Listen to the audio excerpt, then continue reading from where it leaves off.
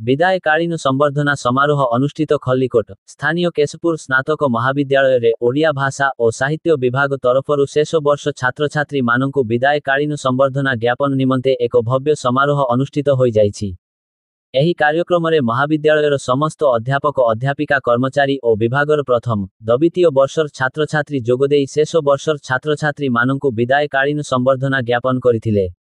ଉକ୍ତ ଉଦ୍ଦେଶ୍ୟରେ ଆୟୋଜିତ ସଭାରେ ମହାବିଦ୍ୟାଳୟର ଅଧ୍ୟକ୍ଷ ଶ୍ରୀଯୁକ୍ତ ଅଶୋକ କୁମାର ପଲେଇ ସଭାପତିତ୍ୱ କରିଥିବା ବେଳେ ପୂର୍ବତନ ଅଧ୍ୟକ୍ଷ ଶ୍ରୀଯୁକ୍ତ ବିନୋଦ ବିହାରୀ ପଟ୍ଟନାୟକ ସ୍ୱତନ୍ତ୍ର ଅତିଥି ଭାବେ ଯୋଗ ଦେଇଥିଲେ। ଅତିଥିମାନଙ୍କ ଦ୍ୱାରା ପ୍ରଦୀପ ପ୍ରଜ୍ୱଳନ ଓ ଜଗନ୍ନାଥ ମହାପ୍ରଭୁଙ୍କ ଚରଣରେ ପୁଷ୍ପଗୁଚ୍ଛ ପ୍ରଦାନ କରାଯାଇ କାର୍ଯ୍ୟକ୍ରମର ଶୁଭ ଉଦ୍ଘାଟନ କରାଯାଇଥିଲା ବେଳେ ପ୍ରଥମ ବର୍ଷର ଛାତ୍ରୀ ସୁଶ୍ରୀ ପୂଜା ରଥ ସ୍ୱାଗତ ସଙ୍ଗୀତ ଓ ସୁନେଲି ସ୍ୱାଇଁ ସ୍ୱାଗତ ନୃତ୍ୟ ପରିବେଷଣ କରିଥିଲେ। ଅଧ୍ୟାପିକା ସବିତା ପାଢ଼ୀ ଓଡ଼ିଆ ବିଭାଗ ବରିଷ୍ଠ ଅଧ୍ୟାପକ ସନ୍ତୋଷ ପ୍ରଧାନ ଛାତ୍ରଛାତ୍ରୀମାନଙ୍କୁ ସୁମାର୍ଗଦର୍ଶନ କରାଇଥିବା ବେଳେ ଅନ୍ୟ ସମସ୍ତ ଅଧ୍ୟାପକ ଅଧ୍ୟାପିକା ଓ କର୍ମଚାରୀ ବୃନ୍ଦ ଉଜ୍ଜ୍ୱଳ ଭବିଷ୍ୟତ କାମନା କରିଥିଲେ। ବିଭାଗୀୟ ମୁଖ୍ୟ ଶ୍ରୀଯୁକ୍ତ ବିଷ୍ଣୁ ପ୍ରସାଦ ଦାସ କାର୍ଯ୍ୟକ୍ରମ ସଂଯୋଜନା କରିବା ସହ ଧନ୍ୟବାଦ ଅର୍ପଣ କରିଥିଲେ।